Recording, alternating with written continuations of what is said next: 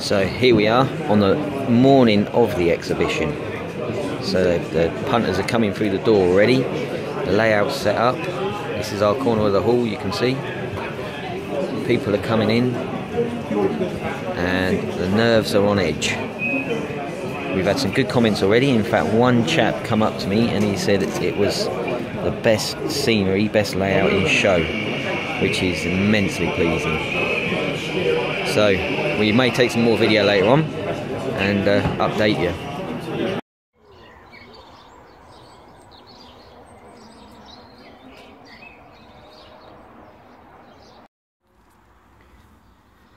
Okay, so first things first, I really do apologise for not taking more videos when I was at the exhibition and not for putting them up. I was so busy all day operating the layout that I just didn't have time to take any videos.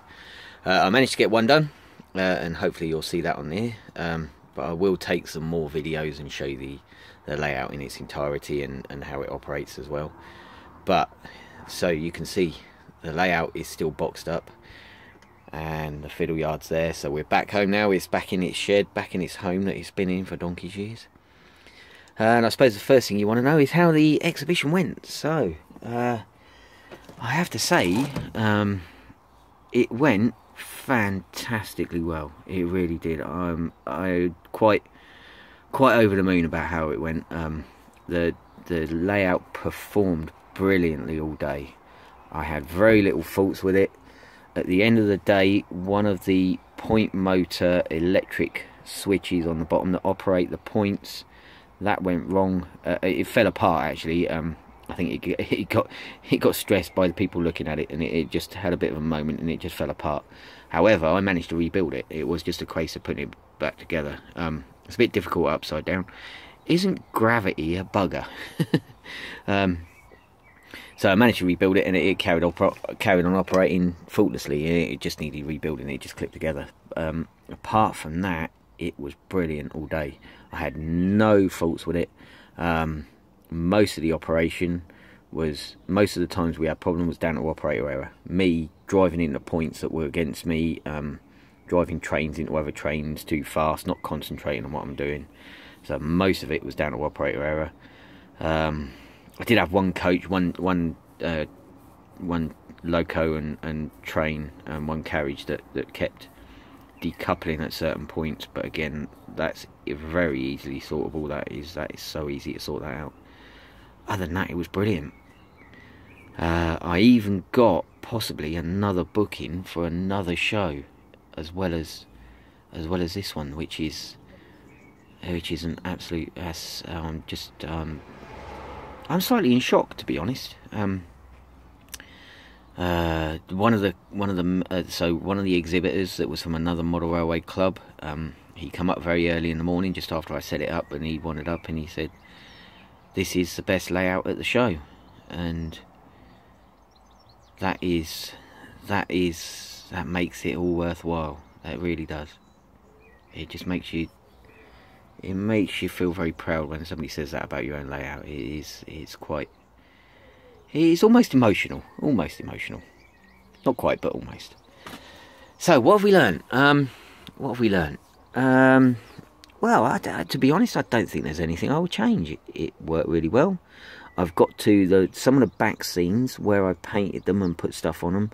Some of them have bowed, so I've got to straighten them out. I believe putting some PVA, watered down PVA on the back of them will probably straighten them out. So I think it's just where I painted them one side, not the other. I think it's probably bowed them a little bit, not too much to sort out.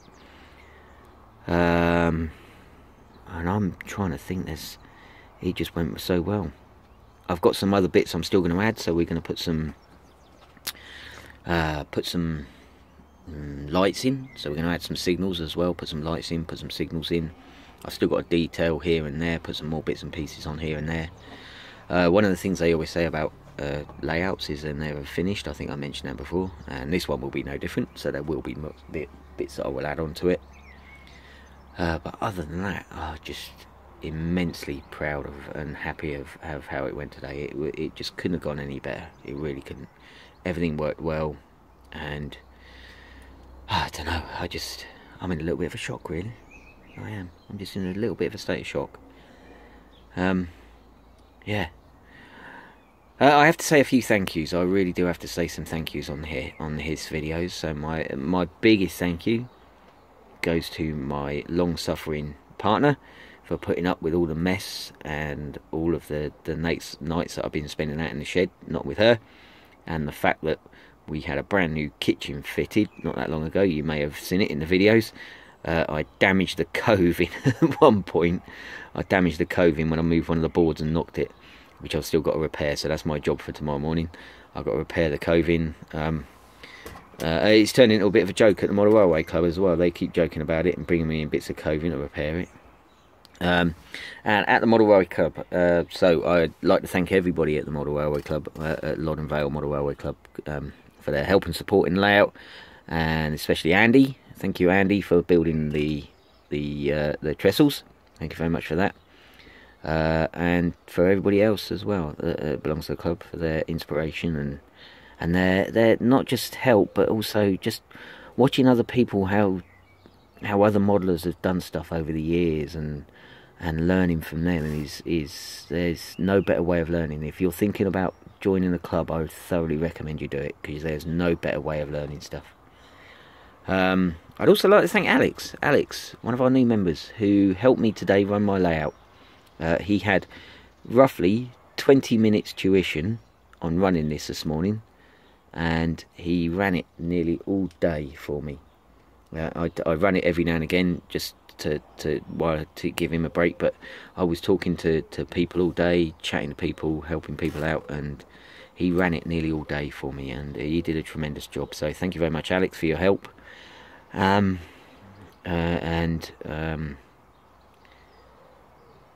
you to the model shop in Twyford for supplying all the parts for my layout. Howard, thank you. You supplied all my bits. Thank you very much. Other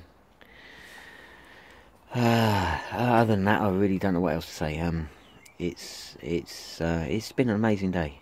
It really has. I've run the club layout a couple of times, but until you run your own layout and you get people standing watching you, and it puts a lot of pressure on you, and you hope that people like it. So there we go. First layout, first exhibition done very successfully.